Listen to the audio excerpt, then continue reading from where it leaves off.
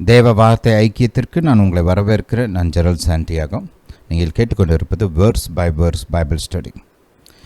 இன்று ஒரு புதிய verse by verse Bible study தொடர நம்ம ஆரம்பிக்கிறோம். இதுக்கு முன்னாடி கலேஷியன்ஸ் பார்த்தோம். அதில் முதல் 3 அதிகாரம் பார்த்துருக்குறோம். மிச்சம் இருக்கிற 3 அதிகாரத்தையும் பார்ப்போம். அதில் நடுவில் கொஞ்சம் கேப் ஆயிடுச்சு. அதை ரெக்டிஃபை பண்ணலாம் ஃப்யூச்சரில். இன்றைக்கு ஒரு சில காலமாகவே ஆவியானவர் என்னுடைய இருதயத்தில் ஆதி ஆகமத்தை போதிக்க வேண்டும் என்ற ஒரு எண்ணத்தை வைத்திருந்தார். அது கொஞ்ச நாளாக பேசிக்கிட்டே வந்துட்டு இருந்தார். அது இந்த காலகட்டத்தில் இப்போது அதை ஆரம்பிக்கணும்னு ஆவியானவர் உணர்த்தினதுனால இப்போ நம்ம அந்த ஆதி ஆகமம் புஸ்தகத்தை தியானிக்க போகிறோம். ஆதி ஆகமம் ஒரு அற்புதமான புஸ்தகம். மொத்த பைபிளுமே அற்புதமான புஸ்தகம்தான். அதில் பல புஸ்தகங்கள் இருக்கு இல்லையா, இன்சைட் த பைபிள், ரைட்? அப்போது இந்த ஆதி ஆகமம் மிகவும் அர்த்தமுள்ள ஒரு புஸ்தகம். நம்முடைய வாழ்விற்கு மிக பிரயோஜனமுள்ள ஒரு புஸ்தகம். நம்முடைய வாழ்க்கைக்கு அர்த்தத்தை வெளிப்படுத்தக்கூடிய புஸ்தகம். தேவ திட்டத்தை நம்முடைய வாழ்க்கையில் கட்டவிழ்த்து விடக்கூடிய ஒரு புஸ்தகம். இதில் அடங்கியிருக்கிற வெளிப்பாடுகள் மகா பெரிய வெளிப்பாடுகள். நான் பைபிளை 25 வருஷத்துக்கு மேலே படிச்சுட்ருக்கிறேன். I am a student of the Bible. நான் நீங்கள் ஸ்கூலில் போய் கெமிஸ்ட்ரி மேக்ஸ்லாம் படிச்சிருப்பீங்க இல்லையா, ரைட்? காலேஜில் வேறு சப்ஜெக்ட்ஸ் படிச்சிருப்பீங்க. பைபிள் எனக்கு அந்த மாதிரி. இன்ஃபேக்ட் நான் காலேஜில் ஸ்கூலில் சப்ஜெக்ட்ஸ் படித்ததை காட்டிலும் ரொம்ப ஆர்வமாக, ரொம்ப பயபக்தியோட, கொஞ்சம் கிரமமாக பைபிளை படிச்சிருக்கிறேன். இத்தனை வருஷமாக நான் இதை படிச்சிருக்கிறேன். அது ஒரு பக்கம். இத்தனை வருஷமாக படிச்சிருந்துமே இன்றைக்கி வரைக்கும் கர்த்தர் எனக்கு ஆதி ஆகமத்திலேருந்து பல காரியங்களை போதிக்கிறார். புதிய காரியங்களை போதிக்கிறார். ஏற்கனவே தெரிஞ்ச காரியங்களை இன்னும் ஆழமாக போதிக்கிறார். இதிலிருந்து இன்றைக்கி என்னுடைய வாழ்க்கைக்கு தேவையான அப்ளிகேஷன், ரைட்? அதில் போதிக்கப்பட்ட காரியங்களை இன்றைக்கு என்னுடைய வாழ்க்கைக்கு நான் எப்படி பயன்படுத்துவது, ஹல்லேலூயா, இதெல்லாம் சொல்லிக் கொடுக்குறாரு. அது மட்டுமல்ல, 2012 வருடம் நினைக்கிறேன், ரைட்? இப்போ 2012 அப்போது ஆவியானவர் எனக்கு ஒரு அசைன்மெண்ட் கொடுத்தார். நான் மொத்த பைபிளை படித்தாலுமே 2012 ஆவியானவர் ஆதி ஆகமம் புஸ்தகத்தை டெய்லி படிக்கவும் எனக்கு ஒரு அசைன்மெண்ட் கொடுத்துருந்தார். அதை அவருடைய சத்தத்துக்கு கீழ்ப்படிஞ்சு நான் அதை படிக்க ஆரம்பித்தேன். ஒரு சில புஸ்தகங்கள் இந்த மாதிரி எனக்கு கர்த்தர் அசைன்மெண்ட்டாக கொடுத்துருக்கிறார். ஆதி ஆகமம், எபேசியருக்கு எழுதப்பட்ட நிருபம், வெளிப்படுத்தின சுவிசேஷம். இதான் ஆரம்ப காலங்களில் இதைத்தான் மெயினாக கொடுத்துருந்தார். எபேசியரும் வெளிப்படுத்துதல் சுவிசேஷமும் ஆதி ஆகமத்துக்கு முன்னாடியே சொல்லியிருந்தார். ஆதி ஆகமத்துக்கு ஒரு பல வருடங்களுக்கு முன்னாகவே சொல்லியிருந்தார். அதுக்கப்புறம் பார்த்திங்கன்னா இப்போ ஒரு சில வருடங்களுக்கு முன்னாடி, 1-2 வருஷத்துக்கு முன்னாடி அந்த முதல் 5 புஸ்தகங்கள் பைபிளில் இருக்கிற அந்த முதல் 5 புஸ்தகங்களை ரொம்ப ஃபோக்கஸ் பண்ணி படிக்க சொல்லியிருக்கிறாரு. ரெகுலராக டெய்லி பேசிக்காக படிக்க சொல்லியிருக்கிறாரு. ஏன்னா இது எனக்கு கொடுக்கப்பட்ட ஒரு பொறுப்பு, அசைன்மெண்ட். அதனால் இந்த புஸ்தகம் என்னுடைய இருதயத்துக்கு ரொம்ப நெருக்கமான புஸ்தகம். படித்ததுனால மட்டுமில்லை, இந்த காரியங்களுக்கு கொடுக்கப்பட்டிருக்கிற அந்த வெளிப்பாடை நான் என்னுடைய வாழ்க்கையில் அப்ளை பண்ணியிருக்கிறேன். இதிலேருந்து அநேக நன்மைகள் என் வாழ்க்கையில் உண்டாயிருக்குது இந்த ஆதி ஆகமம் புஸ்தகத்தின் மூலமாக. இது ஒரு பக்கம். இன்னொன்று, நான் இந்த ஆதி ஆகமம் புஸ்தகத்தை நான் தியானிக்க அதை வாசிக்க இந்த புஸ்தகத்தில் வெளிப்படுத்தப்பட்டிருக்கிற ஞானம் இன்றைக்கு இந்த 21ஆம் நூற்றாண்டில் எவ்வளவு பொருத்தமானதாக இருக்கிறது, இந்த காலத்தில் நமக்கு இது எவ்வளவு பிரயோஜனமாக இருக்கிறது என்பதை நான் பார்த்துருக்கிறேன். இதில் கொடுக்கப்பட்டிருக்கிற அந்த வெளிப்பாடுகளை நம்ம இந்த காலத்தில் நம்ம அப்ளை பண்ணோம்னா அநேக தீமைகளுக்கு விலக்கி பாதுகாக்கப்படுவோம். அளவில்லாத நன்மைகள் நம்முடைய வாழ்க்கைக்குள்ளே நுழையும். இன்றைக்கி சமுதாயத்தில் இருக்கிற அநேக தீமைகள் அதுக்கு ஒரு வேர் இருக்குது. அந்த வேர் என்ன தெரியுமா? இந்த ஆதியாகமத்தில் இருக்கிற போதனைகளை மறந்து இது வேணான்னு சொல்லி இதை ஒதுக்கி வச்சுட்டதுனால உண்டான விளைவுகள். இதை நான் அழுத்தம் திருத்தமாக சொல்ல முடியும். நம்ம இந்த ஆதியாகமம் புஸ்தகத்தை தியானிக்க நீங்கள் இதெல்லாம் பார்ப்பீங்க. நான் உங்களுக்கு அதை பாருங்கள். நம்ம இதை வாசிக்கும்போது அந்த வசனத்தோட மேலோட்டமான அர்த்தம் மட்டும் இல்லை, அது லைஃப்பில் நமக்கு எப்படி ஒர்க் ஆகுது, சொசைட்டியில், சமுதாயத்தில், வாழ்க்கையில் ஓவரால் இன்றைக்கி இருக்கிற இந்த காலகட்டத்தில் இதோடைய பிரயோஜனம் என்ன, இதை இந்த சூழ்நிலையில் அப்ளை பண்ணால் எப்படிப்பட்ட நல்ல விளைவுகள் உண்டாகும், இதுக்கு முரணான கருத்துக்களை மக்கள் பிடிச்சிருக்கிறதுனால அவங்க வாழ்க்கையில் எப்படிப்பட்ட பாதிப்புகள் உண்டாயிருக்குது, இதெல்லாம் நம்ம பார்க்க போகிறோம். This will be a very significant Bible study. இது பார்த்திங்கன்னா ஒரு முக்கியத்துவம் வாய்ந்த ஒரு பைபிள் ஸ்டடியாக இருக்கும். இதை கேட்டு நீங்கள் கற்றுக்கிட்டிங்கன்னா, இதில் இந்த பைபிள் ஸ்டடியில் நம்ம போதிக்க போகிற இந்த காரியங்களை நீங்கள் கற்றுக்கிட்டிங்கன்னா உங்கள் வாழ்க்கை அப்படியே மாறிடும், நன்மைக்கு எதுவாக மாறும். இதை வெளிப்படுத்தப்படுகிற அந்த சத்தியங்களை பிடிச்சிக்கிட்டிங்கன்னா நீங்கள் நல்லா இருப்பீங்க, உங்கள் குடும்பம் நல்லாயிருக்கும், உங்கள் பிள்ளைங்க நல்லா இருப்பாங்க. நான் இதை சும்மா சொல்லலை, இந்த சத்தியங்களை நான் ருசி பார்த்துருக்குறேன். இந்த சத்தியங்கள் அடிப்படையில் என் வாழ்க்கையை கட்டியிருக்கிறேன், என் குடும்பத்தை கட்டியிருக்கிறேன், என் பிள்ளைகளை வளர்த்துருக்குறேன். அந்த தைரியத்தில் சொல்கிறேன். புரியுதா? ஹல்லேலூயா, ஹல்லேலூயா டு ஜீசஸ். இந்த போதனை தொடர ஒரு பயபக்தியோட, ஜெபத்தோட கர்த்தர் என் கூட பேசுவார். கர்த்தர் எனக்கு இந்த போதனை தொடரின் மூலமாக ஞானத்தை கொடுப்பார், என்னோட கூட இடைப்படுவார் அப்படின்னு ஒரு எதிர்பார்ப்போடு பங்கு கொள்ளுங்க. எல்லா மெசேஜையும் கேளுங்க. ரைட்? பாருங்கள், தேவனிடத்துலேருந்து ஞானத்தை நாம் பெற்றுக்கொள்ளணும்னா நேரத்தை விதைக்கணும், முயற்சியை விதைக்கணும், ரைட்? எஃபர்ட் எடுக்கணும். ஒரு வசனத்தை நான் உங்களுக்கு காமிக்க போகிறேன், வாசிச்சுட்டு நம்ம அதுக்கப்புறம் பார்க்கலாம். நீதிமொழிகள் 2ஆம் அதிகாரத்தை கொஞ்சம் கவனிங்க. நீதிமொழிகள் 2ஆம் அதிகாரம். என் மகனே, நீ உன் செவியை ஞானத்திற்கு சாய்த்து உன் இருதயத்தை புத்திக்கு அமைய பண்ணும் பொருட்டு. பாருங்கள், ஞானத்தை கேட்கணும்னா அதுக்கு ஒரு ப்ரீ கண்டிஷன்ஸ் இருக்குது. ஞானத்துக்கு உங்கள் செவியை நீங்கள் சாய்க்கணும் அப்படின்னா அதுக்கு ஒரு சில கண்டிஷன் இருக்குது. எல்லாராலையும் ஞானத்துக்கு செவியை சாய்க்க முடியாது. நம்ம பார்க்குறோம், ஒரு சிலருக்கெலாம் சொல்லிக்கிட்டே இருப்பான், நம்ம மண்டையிலே ஏறாது. பார்த்துருக்குறீங்களா? ஏன்டா இப்போ பச்சை பிள்ளைக்கு சொல்கிற மாதிரி சொல்லிக்கிட்டே இருக்கேன்னா, ஏன்டா உனக்கு வழங்க மாட்டேங்குது கேட்குறோம்ல. ஏன் நம்ம கரெக்டான காரியங்களை சொன்னாலும், பிரயோஜனமான காரியங்களை சொன்னாலும், ஒரு சிலருக்கு ஞானத்துக்கு செவியை சாய்க்கக்கூடிய அந்த பக்குவம் இல்லை. ரைட்?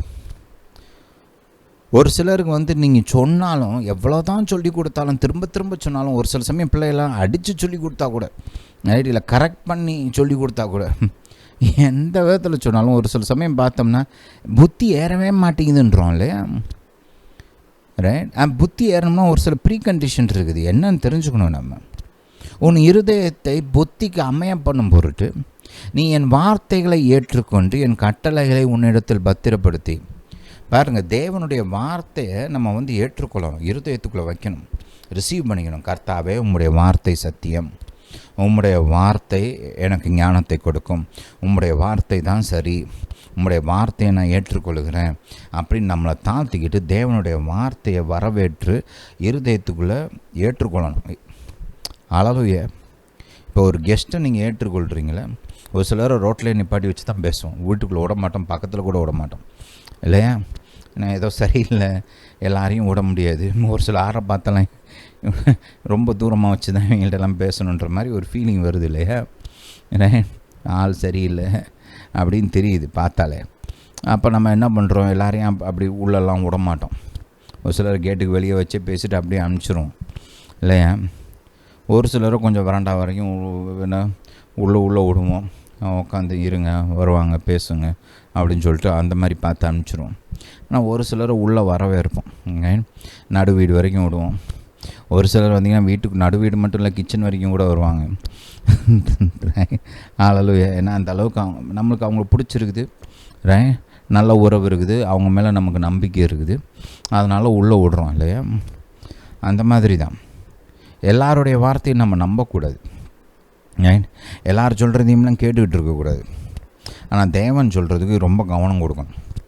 ரைட்? ஹல்லேலூயா. கர்த்தர் சொல்கிறார், நீ என் வார்த்தைகளை ஏற்றுக்கொண்டு என் கட்டளைகளை உன்னிடத்தில் பத்திரப்படுத்து. ஞானத்தை வா என்று கூப்பிடு, புத்தியை சத்தமிட்டு அழைத்து அதை வெள்ளியை போல நாடி புதையல்களை தேடுகிறது போய் தேடுவாயாகில். அப்பொழுது பாருங்கள், அப்பொழுது கர்த்தர் சொல்கிறார், ஞானத்தை வான்னு கூப்பிடணும், புத்தியை சத்தமிட்டு அழைக்கணும். இதுதான் ஜெபம். உங்களுடைய ஜெபத்தில் ஒரு முக்கியமான காரியம் நீங்கள் என்ன பண்ணணும்னா, கர்த்தாவே ஞானத்தை கொடுங்க, புத்தியை கொடுங்க, அறிவை கொடுங்க, வெளிச்சத்தை கொடுங்கன்னு கேட்கணும். உங்கள் ஜெப ப்ரேயர் லிஸ்ட்டில் இதுதான் ஃபஸ்ட்டு வரணும். ஞானமே பிரதானம் என்று வேதம் போதிக்கிறது. ஹல்லேலூயா. அப்போ அதை வெள்ளியை போல நாடி புதையல்களை தேடுகிறதை போல் தேடுவாயாகில். ஏன் இந்த பைபிள் ஸ்டடி பண்ணுறோம்? இப்போ வாரத்தில் பார்த்திங்கன்னா நம்ம ஊழியத்தில் 7 நாள் மெசேஜ் போடுறோம் காலையிலேயே, ரைட்? சண்டேல 2 மெசேஜ் ஆல்ரெடி போடுறோம். அதை தவிர்த்து என்னத்துக்கு பைபிள் ஸ்டடி? ஏன்னா இது ஞானம் பாருங்கள், இதை தேடணும், கர்த்தருடைய வார்த்தையை தேடணும், அதை நேரத்தை இன்வெஸ்ட் பண்ணணும், விதைக்கணும். அப்போ தான் அது வெளிச்சத்தை அதிலிருந்து வெளியில் எடுக்க முடியும். அப்போ தான் வெளிச்சத்தை அறுவடை பண்ண முடியும். அந்த வெளிச்சத்தின் அடிப்படையில் தான் வாழ்க்கையை கட்ட முடியும். அப்போ தான் ஒரு வெற்றிகரமான வாழ்க்கை வாழ முடியும். அப்போ தான் தேவ சித்தத்தை சரியான விதத்தில் நிறைவேற்ற முடியும். விதைக்கணுங்க, எஃபர்ட் இருக்கணும். புரியுதா? ஹல்லேலூயா. 5ஆம் வசனம், அப்பொழுது கர்த்தருக்கு பயப்படுதல் இன்னதென்று நீ உணர்ந்து தேவனை அறியும் அறிவை கண்டடைவாய். இப்போ பாருங்கள், இந்த தேவனை அறியும் அறிவை கண்டடையணும்னா இதெல்லாம் செய்யணும். கர்த்தருடைய வார்த்தையை ஏற்றுக்கொள்ளணும், அவருடைய கட்டளைகளை உள்ள பத்திரப்படுத்தணும் இருதயத்தில். கர்த்தரை நோக்கி பார்த்து கேட்கணும், கர்த்தாவே ஞானத்தை கொடுங்க, புத்தியை கொடுங்கன்னு கேட்கணும். அதை வெள்ளியை தேடுறது போல், புதையலை தேடுறது போல் தேடணும். இப்போ ஒரு இடத்துல வெள்ளி இருக்குது அப்படின்னு ஒரு கன்ஃபார்ம்டு நியூஸ் வருதுன்னு வச்சுக்கோங்க. இது புரளி இல்லை, சும்மா இல்லை, உண்மையாகவே ஒரு இடத்துல வெள்ளி இருக்குது அப்படின்னு உங்களுக்கு நியூஸ் கிடைக்குது. என்ன பண்ணுவீங்க நீங்கள்? அது பேசாமல் கடக்கட்டும் முடிவீங்களா? போவீங்க. அந்த எர்த் மூவிங் இன்ஸ்ட்ருமெண்ட்ஸ், ஜேசிபி அது இதுன்னு எடுத்துகிட்டு புதையில் அந்த தோன்றதுக்கு மைனிங் பண்ணுறதுக்கு என்னெல்லாம் எக்யூப்மெண்ட் வேணுமோ அதெல்லாம் அவன் எடுத்துக்கிட்டு, இந்த இடத்துல தங்கம் இருக்குதான், இந்த இடத்துல வெள்ளி இருக்குதான், போய் தேடுவோம், எடுப்போம் அப்படின்னு முயற்சி எடுத்து வேலை பார்த்தா தான் அந்த தங்கத்தை பூமியிலேருந்து எடுக்க முடியும் இல்லையா? அந்த வெள்ளி, தங்கம், இல்லை வைடூரியம், வைரம், வெள்ளி எடுக்கணும்னா வேலை பார்க்கணும், தோண்டணும் இல்லையா? நேரத்தை விதைக்கணும், பணத்தை விதைக்கணும், உழைப்பை விதைக்கணும். அப்போ தான் அந்த விலை மதிப்பற்ற அந்த பொருள் நம்முடையதாக மாறும் இல்லையா? அந்த மாதிரி தான் ஞானம். ஞானம் தங்கம், வெள்ளி, வைடூரியம் எல்லாத்த காட்டிலும் இன்னும் ரொம்ப விலை உயர்ந்தது. அது என் வாழ்க்கையில் கிடைக்கணும், அது என் வாழ்க்கையின் பங்காக மாறணும்னா நான் நேரத்தை விதைக்க வேண்டும். ஹல்லேலூயா. Hallelujah to Jesus. அப்படி விதைத்து ஞானத்தை அறுவடை செய்ய விரும்புகிறவர்களுக்கு தான் இந்த பைபிள் ஸ்டடி. ஹல்லேலூயா. கேளுங்க, ரொம்ப ஆசீர்வாதமாக இருக்கும். தொடர்ந்து கேளுங்க, மிகவும் ஆசீர்வாதமாக இருக்கும். நீங்கள் கேட்குறது மட்டும் இல்லை, மற்றவங்களுக்கும் இதை அனுப்பி வைங்க. இந்த வீடியோ, இந்த மெசேஜெலாம் அனுப்பிச்சி வைங்க. மிகவும் பிரயோஜனமாக இருக்கும். ஆசீர்வதிக்கப்படுவார்கள். உங்கள் மூலமாக அவங்க ஆசீர்வதிக்கப்படும்போது கர்த்தர் உங்களையும் ஆசீர்வதிப்பார். ஹல்லேலூயா. Hallelujah to Jesus. சரி, இதை நான் சாப்டராக பிரிச்சிருக்கிறேன். நீங்கள் இந்த தம்ப்நெயிலில் பார்த்துருந்தாலே ஜெனசிஸ் சாப்டர் 1 அத்தியாயம் 1 அப்படின்னு கீழே போட்டிருப்பேன். மெனக்கெட்டு தான் பண்ணியிருக்கிறேன். அதை வேணும் தான். ஜெனசிஸ் அப்படின்னு மொத்தமாக போட்டிருந்தாலுமே இந்த சாப்டராக பார்க்க போகிறோம் நம்ம. ஒரு சில சாப்டர்ஸ் வேகமாக முடிஞ்சிடும், ஒரு சில சாப்டர் மாதக்கணக்காக கூட போகலாம். இந்த முதல் அதிகாரம்லாம் பார்த்திங்கன்னா இதெல்லாம் லேஸில் முடிக்க முடியாது, ஏன்னா உள்ளே அவ்வளோ காரியம் இருக்குது. அப்போ இதை நம்ம டைம் எடுத்து நேரம் எடுத்து தியானிக்க போகிறோம். ஜெபிப்போம், ஜெபிச்சுட்டு ஆரம்பிக்கலாம். பிதாவே, இயேசுவின் நாமத்தினால் வருகிறோம். தாப்பனே, நீர் பெரியவர், வானத்தையும் பூமியும் படைத்தவர், சர்வ வல்லவர், உன்னத தேவன். பிதாவே, ஞானமும் உடையது, வெளிச்சமும் உடையது, பிதாவே, ஞானிகளுக்கு ஞானத்தையும் அறிவாளிகளுக்கு அறிவையும் கொடுக்கிற தேவன் நீர். பிதாவே, நீர் எங்களுக்கு உம்முடைய வார்த்தைகளை போதிக்க வேண்டுமா ஜெபிக்கிறோம். தாப்பனே, உம்முடைய ஞானம், புத்தி, அறிவு, வெளிச்சத்தை எங்களுக்கு கொடுக்க வேண்டுமா ஜெபிக்கிறோம். பிதாவே, இந்த காலத்திற்கு எங்களுக்கு தேவையான சரியான வார்த்தைகளை கொடுக்க வேண்டுமா ஜெபிக்கிறோம். எங்கள் வாழ்க்கைக்கு தேவையான பதில்களை வெளிப்படுத்த வேண்டுமா ஜெபிக்கிறோம். பிதாவே, இங்கே என்னுடைய சத்தத்தை கேட்டுக்கொண்டிருக்கிற ஒவ்வொருவரையும் நீர் அறிவீர். அவங்க வாழ்க்கையில் எந்த இடத்துல உதவி தேவையோ தாப்பனே, அந்த இடத்துல நீங்கள் உதவி செய்யுங்க. உம்முடைய உதவி அவங்களுக்கு உண்டாகட்டும். பிதாவை, நீங்கள் அப்படியே செய்கிறபடியால் ஸ்தோத்திரம். பிதாவை, எங்கள் ஜெபத்தை கேட்டு பதில் கொடுத்தபடியால் ஸ்தோத்திரம். இயேசுவின் நாமத்தினால் பிதாவே, ஆமென். ஹல்லேலூயா, ஹல்லேலூயா டு ஜீசஸ். சரி, ஆதியாகமம் 1 அதிகாரம் 1 வசனம். ஆதியிலே தேவன் வானத்தையும் பூமியையும் சிருஷ்டித்தார். ஆதியில் என்ன பண்ணார் தேவன்? வானத்தையும் பூமியையும் சிருஷ்டித்தார். ஹல்லேலூயா. அப்போ பாருங்கள், ஆதியிலே அப்படின்னு சொல்லும்போது எப்போ? ரைட், அது நம்ம தெரிஞ்சுக்கணும். அதில் இன்னொன்று ஒரு காரியம் சொல்லப்படுகிறது. தேவன் வானத்தையும் பூமியும் சிருஷ்டித்தார். ரைட், எப்போ சிருஷ்டித்தார் என்று சொல்லப்படுகிறது, யார் சிருஷ்டித்தார் என்பதும் சொல்லப்படுகிறது. மூன்றாவதாக, வானமும் பூமியும் சிருஷ்டிக்கப்பட்ட காரியங்கள் என்பதையும் வேதம் நமக்கு போதிக்கிறது. ரைட், நோட் பண்ணி வச்சுக்கோங்க. நோட்ஸ் எடுக்கிறவங்களாம் நோட்ஸ் எடுங்க. ரைட், எழுதி வச்சுக்கோங்க. இந்த காரியங்கள்லாம் எழுதி வச்சுக்கிட்டிங்கன்னா ரொம்ப நல்லாயிருக்கும். நீங்கள் திரும்ப போய் பார்க்குறதுக்கு, படிக்கிறதுக்கு, உங்களுக்கு ஸ்டடிக்கெலாம் யூஸ்ஃபுல்லாக இருக்கும். அப்போ பாருங்கள், முதல்ல கர்த்தர் எப்போன்னு சொல்கிறாரு? ஆதியில். ரைட், அடுத்து யார் அப்படின்னு சொல்கிறாரு? தேவன். ரைட், வானத்தையும் பூமியையும் சிருஷ்டித்தார். ஹல்லேலூயா. அப்போ எந்த காலம்னு சொல்லப்படுது, யார் செஞ்சான்னு சொல்லப்படுது, வானமும் பூமியும் சிருஷ்டிக்கப்பட்ட காரியங்கள் என்பதையும் வேதம் நமக்கு இங்கே சொல்லுகிறது. ஹல்லேலூயா. இந்த பாயிண்ட்ஸை மைண்டில் வச்சுக்கோங்க. ஆதியிலே அப்படின்னு சொல்லும்போது எந்த காலம்? ரைட், ஒரு சிலர் 6000 வருஷத்துக்கு முன்னாடி அப்படின்னு நினைக்கிறாங்க. ரைட், இன்னும் ஒரு சிலர் பல கோடி வருஷங்களுக்கு முன்னாடி அப்படின்னு நினைக்கிறாங்க. இப்படி ஒவ்வொருத்தரும் ஒவ்வொரு இன்டர்பிரிட்டேஷன் வச்சுருக்கிறாங்க. நம்ம பைபிளில் இருந்து பார்ப்போம், ஆதியிலே அப்படின்னா எப்போ? ரைட், ஆதியிலேன்றது நிச்சயமாக 6000 வருஷத்துக்கு முன்னாடி கிடையாது.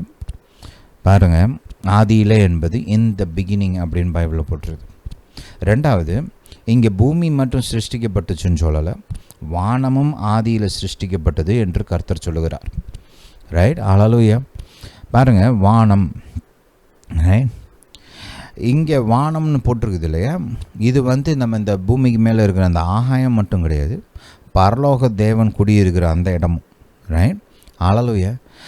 பரலோக தேவன் குடியிருக்கிறது வானம் 6000 வருஷத்துக்கு முன்னாடி நிச்சயமாக உருவாக்கப்படலை. ரைட், ஹல்லேலூயா. அந்த பாயிண்ட்டை கொஞ்சம் மைண்டில் வச்சுக்கோங்க. யோவான் எழுதின சுவிசேஷத்துக்கு போகலாம். ரைட், யோவான் எழுதின சுவிசேஷம் 1 அதிகாரம். ஆண்டவராகிய இயேசு கிறிஸ்துவை குறித்து சொல்லும்போது, ஆதியிலே வார்த்தை இருந்தது. இந்த வார்த்தைன்ற இடத்துலலாம் இயேசுன்னு நம்ம போட்டு வாசிப்போம். ரைட், இங்கே வார்த்தைன்றது பைபிள் கிடையாது. ரைட், சில சமயம் நம்ம பைபிள் நினச்சிக்கிறோம், இது பைபிள் கிடையாது. ரைட், இங்கே சொல்லப்பட்ட வார்த்தைன்னு சொல்லப்படுகிறது ஆண்டவராகிய இயேசு. நீங்கள் இப்போ 2வது வசனத்தை பார்த்தீங்கன்னா, அவர் ஆதியிலே தேவனோடு இருந்தார். ரைட், அவர்னா யார்? இயேசு. ரைட், அது மட்டும் இல்லை, ஆண்டவராகிய இயேசுவுக்கு இன்னொரு பேர் வார்த்தை, வேர்ட் ஆஃப் காட்.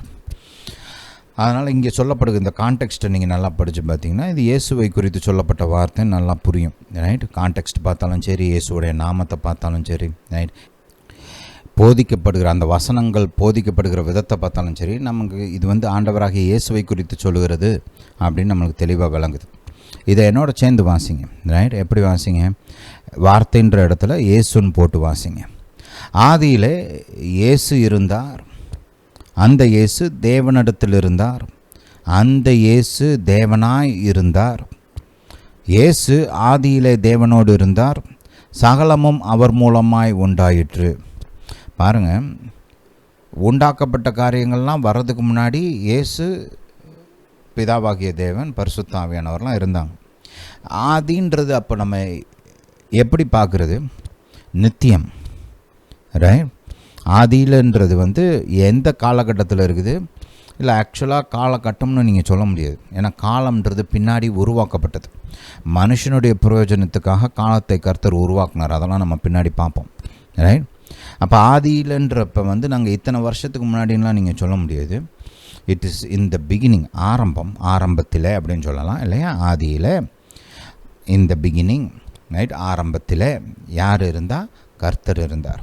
அந்த ஆரம்பம் எப்போ? நித்தியத்தில், in eternity. Hallelujah to Jesus. அப்போது அந்த ஆதியாகமம் 1ஆம் அதிகாரத்தில் 1ஆம் வசனத்தில் ஆதியில் அப்படின்னு சொல்லும்போது நிச்சயமாக அது வந்து 6000 வருஷத்துக்கு முன்னாடி கிடையாது. ஹல்லேலூயா. ஆதியிலேன்னு கர்த்தர் இங்கே சொல்லும்போது ஆரம்பத்தில், அந்த ஆரம்பம் எப்போ? நித்தியத்தில், இன் இட்டர்னிட்டி. அந்த இட்டர்னிட்டியில் வந்து நித்தியத்தில் வந்து டைமெல்லாம் கிடையாது, நம்ம மாதிரி டைம் கிடையாது. அங்கே டே டைம்ன்றது வேறு மாதிரி ஃபங்க்ஷன் ஆகும். ஹல்லேலூயா. இன்னைக்கு வந்து கர்த்தர் வந்து இந்த சூரியன் சந்திரன் இதெல்லாம் உருவாக்குனதுக்கப்புறம் நம்முடைய பிரயோஜனத்துக்காக நாட்கள், மாதங்கள், ஆண்டுகள், சீசன்ஸ், காலங்கள் இதெல்லாம் உருவாக்கி கொடுத்தார் நமக்காக, ரைட்? அதுக்கு முன்னாடி பார்த்திங்கன்னா கர்த்தர் வந்து நித்தியத்தில் செயல்பட்டுருக்கிறார், இன் இட்டர்னிட்டி. இப்போயுமே கர்த்தர் வந்து நித்தியத்தில் தான் இருக்கிறார். நாம் தான் இந்த காலகட்டத்துக்குள்ளே இருக்கிறோம். இது நமக்காக தேவன் கொடுத்த ஒரு காரியம். அப்போ இந்த beginning was not in some human time frame, it was in eternity. ஆரம்பம் வந்து பார்த்திங்கன்னா நம்முடைய அந்த மனுஷர்களுக்கு தெரிந்த இந்த காலகட்டத்துக்குள்ளே கிடையாது. ஆரம்பம் என்பது நித்தியத்தில் இருந்தது. ஹல்லேலூயா. இதை புரிஞ்சுக்கிட்டிங்கன்னா ரொம்ப பிரயோஜனமாக இருக்கும். நீங்கள் நம்ம படிக்க பார்ப்பீங்க. சரி, இந்த டைம் ஃப்ரேமு, இந்த இட்டர்னிட்டி இதெல்லாம் ஏன் முக்கியன்றதை நம்ம பார்க்குற அடுத்த வசனங்களெல்லாம் தியானிக்கும் போது நான் உங்களுக்கு சொல்கிறேன். இப்போ அதை வந்து புரிஞ்சுக்கிட்டிங்களா? அதை நோட்ஸ் எழுதி வச்சுக்கோங்க. அங்கே இப்போதைக்கு நிப்பாட்டிக்கலாம். ஆதியில் அந்த இட்டர்னிட்டி, ரைட், நித்தியத்தில் ஆரம்பமானது அப்படின்றத மட்டும் நீங்கள் புரிஞ்சுக்கிட்டு அதை நோட்ஸாக எழுதி வச்சுக்கோங்க, ரைட்? ஹல்லேலூயா. அடுத்து பார்த்திங்கன்னா தேவன் வானத்தையும் பூமியையும் சிருஷ்டித்தார். இது ரொம்ப முக்கியம். இன்றைக்கி உலகத்தில் இருக்கிற அநேக பிரச்சனைகளுக்கு காரணம் என்ன தெரியுமா? அநேக மக்கள் இதை விசுவாசிக்காதது தான். பைபிளில் பல முக்கியமான வசனங்கள் இருக்குது. நிறைய பேருக்கு ரொம்ப விருப்பமான வசனங்கள்லாம் இருக்கும் இல்லையா? அந்த பல முக்கியமான வசனங்களில் இதுவும் ஒன்றுலாம் சொல்ல மாட்டேன் நான், ரைட்? பைபிளில் இருக்கிற முக்கியமான வசனங்களை இதுவும் ஒன்று சொல்லலாம் ஒரு சிலர். ஆனால் என்னை பொறுத்த வரைக்கும் இது one of the important verses கிடையாது. தி மோஸ்ட் இம்பார்ட்டண்ட் வேர்ஸ் இதுதான்.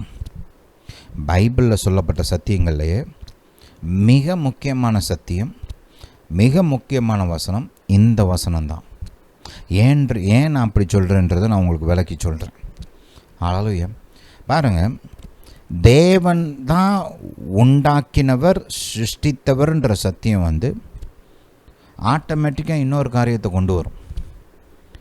அப்போ நான் வந்து படைக்கப்பட்ட ஒரு ஆள் அப்படின்ற ஒரு சத்தியம் இம்மிடியேட்டாக அதை ஃபாலோ பண்ணுது இல்லையா?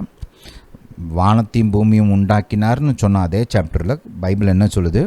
கர்த்தர் மனிதனை உண்டாக்கினார் அப்படின்னு சொல்லுது இல்லையா? வானமும் பூமியும் கர்த்தர் உண்டாக்குனார்னா அதில் இருக்கிற மனுஷனும் கர்த்தர் உண்டாக்குனார். அவர் என்ன உண்டாக்குனார் அப்படின்னா, நான் வந்து அவருக்கு கணக்கு கொடுக்கணுன்ற அடுத்த காரியம் வருது. நான் அவருக்கு அடியில் இருக்கிறேன். என் வாழ்க்கைக்கு நான் வந்து உத்தரவாதம் கொடுக்கணும், ஒரு அக்கௌண்ட் கொடுக்கணும். அவருக்கு என்ன கேள்வி கேட்கக்கூடிய உரிமை இருக்குது. இதெல்லாம் வருது. ஹல்லேலூயா. Hallelujah to Jesus. இப்போ நம்ம பார்க்குறோம், பிள்ளைங்க இருக்கிறாங்க நம்மளுக்கு. இப்போ ரோட்டில் போகிறேன் வரோன்னா நம்ம பிள்ளையை கூப்பிட்டு ஏன்டா இப்படி பண்ண அப்படின்னு கேட்க முடியாது. கேட்டால் என்ன சொல்லுவாங்க நம்ம பையன்? என்ன கேட்குறது, நீ யார் கேட்போம் இல்லையா? ஹல்லேலூயா. அப்போ எல்லாராலையும்லாம் கேள்வி கேட்க முடியாது. எல்லாராலையும் எல்லாத்தையும் குறிச்செல்லாம் கேள்வி கேட்க முடியாது, ரைட்? இப்போ கவர்மெண்ட்டுக்கு வந்து தேசத்தில் இது பண்ணக்கூடாது அதை பண்ணக்கூடாதுன்னு சொல்கிறதுக்கு ஒரு சில காரியங்களில் அதிகாரம் இருக்குது. ஆனால் கவர்மெண்ட்டுக்கு உங்கள் குடும்பத்துக்குள்ளே வந்து உங்கள் குடும்பத்தை நீ இப்படி தான் குடும்பம் நடத்தணும்னு சொல்கிறதுக்கு அதிகாரம் இருக்குதா? கிடையாது. ஹல்லேலூயா. ஒரு சில காரியங்கள் லா, அதாவது இப்போ கணவன் வந்து மனைவியை துன்புறுத்தக்கூடாது அப்படின்னு லா போடலாம், மனைவியை பாதுகாப்புக்கிறதுக்கு இல்லையா. இந்த வரதட்சணை கொடுமை செய்யக்கூடாது அப்படின்னு சட்டம் போடலாம். அவங்கள வந்து அவங்களுக்கு வந்து எந்த தீமையும் பாடிலி ஹார்ம்லாம் செய்யக்கூடாது அப்படின்னு சொல்லி ஏதாவது சட்டம் போடலாம். அந்த மாதிரி காரியங்களில் பாதுகாப்புக்கு சட்டங்கள் இருக்குது. ஆனால் உங்கள் டே டு டே லைஃப்பை நீங்கள் எப்படி வாழணும், நீங்கள் எங்கே என்ன பண்ணணும் என்ன பண்ணக்கூடாது அப்படின்னு சொல்கிறதுக்கெலாம் கவர்மெண்ட்டுக்கு அதிகாரம் கிடையாது இல்லையா. இப்போ உங்கள் அப்பா அம்மாவுக்கு பார்த்தீங்கன்னா வீட்டுக்குள்ளே அதிகாரம் இருக்குது, இதை பண்ணு அதை பண்ணுன்னு சொல்கிறதுக்கு அதிகாரம் இருக்குது. ஆனால் தேசத்தின் காரியங்களை இப்படி பண்ணணும் அப்படி பண்ணணும்னு சொல்கிறதுக்கு அதிகாரம் இருக்குதா? கிடையாது இல்லையா. Everybody has their own sphere of influence. Right. எல்லாருக்கும் அவங்க இன்ஃப்ளூயன்ஸ் பண்ணக்கூடிய ஒரு இடம் இருக்குது. ரைட். அவங்க வந்து லீட் பண்ணக்கூடிய ஒரு இடமும் இருக்குது. அதை தாண்டி அவங்களால ஒன்றும் செய்ய முடியாது. அதுக்கு வெளியில் இருக்கிற காரியங்களில் அவங்களால ஒன்றும் செய்ய முடியாது. அரசாங்கத்துக்குரிய அந்த இன்ஃப்ளூயன்ஸ் ஏரியாவில் மட்டும்தான் செயல்பட முடியும். குடும்பத்தில் ஒரு சில இடங்களில் வந்து அவங்களால மூக்கம் நுழைக்க முடியாது. கேட்போம், உன் வேலையை ஒழுங்காக பாருன்னு நம்மளே விரட்டி விட்டுருவோம் இல்லையா. இதெல்லாம் நீ பேசாத, உனக்கும் இதுக்கும் சம்மந்தமே கிடையாதுன்ட்டு விரட்டி விட்டுருவோம். ஏன்னா வீட்டுக்குள்ளே யார் பேச முடியும்? அப்பா அம்மா பேசலாம், கணவன் மனைவி பேசலாம் இல்லையா, பிள்ளைய பேசலாம். ஏன்னா உரிமை இருக்குது குடும்பத்தில், அந்த குடும்பத்தின் உறுப்பினர்கள் இல்லையா. ஹல்லேலூயா. அப்போது அந்த மாதிரி இங்கே வந்து கர்த்தருக்கு வந்து அவர் உருவாக்கின பூமி, அவர் உருவாக்கின மனிதன் அப்படின்னு வரும்போது பேசுகிறதுக்கு அவருக்கு ஆட்டோமேட்டிக்காக அதிகாரம் வந்துடுது இல்லையா. ரைட். இப்போ நம்மளை வந்து ரோட்டில் போகிறவன் கேட்க முடியாது, ஆனால் அம்மா அப்பா கேட்க முடியும். ஏன் பெத்தெடுத்துருக்குறாங்க இல்லையா. என் சின்ன வயசில் எங்கள் பிள்ளைங்கள்லாம் வந்து பார்த்திங்கன்னா இதில் ரொம்ப கரெக்டாக இருப்பாங்க. இப்போ நான் சொன்னேன்னா கேட்பாங்க, அப்பா சொன்னார் செய்யணும் அப்படின்னு சொல்லி கேட்பாங்க. அவங்களுக்கு நடுவில் கூட அப்படி தான். சில சமயம் பார்த்திங்கன்னா சின்னவன் மூத்தவன்ட்ட இல்லை மூத்தவன் சின்னவன்ட்ட வந்து ஏதாவது இப்படி பண்ணோம் அப்படின்னு ஏதாவது சொன்னால் நீ எனக்கு நான் அப்பாவான்னு கேட்பாங்க. பயல் ரொம்ப விவரமான பயல் இல்லை, வேறு யாரும் வந்து அப்படிலாம் அவங்கள்ட்ட பேசவே முடியாது, கேட்க மாட்டாங்க. நீ எனக்கு நான் அப்பாவா நீ சொல்லி நான் கேட்குறதுக்கு. அந்த மாதிரிலாம் பேசுவாங்க. அவங்களுக்கு தெரியுது பாருங்கள், யாருக்கு நமக்கு சொல்கிறதுக்கு அதிகாரம் இருக்குது, யாருக்கு அதிகாரம் கிடையாது, அவங்க தெரிஞ்சு வச்சுருக்கிறாங்க. ஹல்லேலூயா டு ஜீசஸ். அப்போ மனுஷனுக்கு வந்து இந்த முதல் வார்த்தையை விசுவாசிட்டான் ஒரு ஆள், கர்த்தர் வானத்தையும் பூமியும் படைத்தார் சிருஷ்டித்தார் அப்படின்னு விசுவாசிட்டானா ஆட்டோமேட்டிக்காக இன்னொரு காரியத்தை அவன் விசுவாசிக்கிறான். ரைட். என்ன? எனக்கு மேலே கர்த்தர் இருக்கிறாரு. அந்த ஒரு எண்ணம் வந்து it's a immediate by product of faith in the first verse. தேவன் உண்டாக்கினவர் அப்படின்ற சத்தியத்தை ஒரு மனுஷன் விசுவாசித்த உடனே நான் அவருக்கு கீழே இருக்கிறேன், அவருக்கு என் மேலே ஆளுகை இருக்குது, அவருக்கு நான் கணக்கு கொடுக்கணுன்ற ஒரு விசுவாசம் இம்மீடியட்டாக தொடர்ந்து வந்துடும். எனக்கு ஞாபகம் இருக்குது, என்னுடைய சொந்த வாழ்க்கையில் நான் ஒரு கிறிஸ்துவ குடும்பத்தில் பிறந்திருந்தாலுமே கிறிஸ்துவ விசுவாசத்தை விட்டு படிப்படியாக விலகி போய் ஒரு நாத்திகனாகத்தான் இருந்தேன் நான். அந்த நேரத்தில்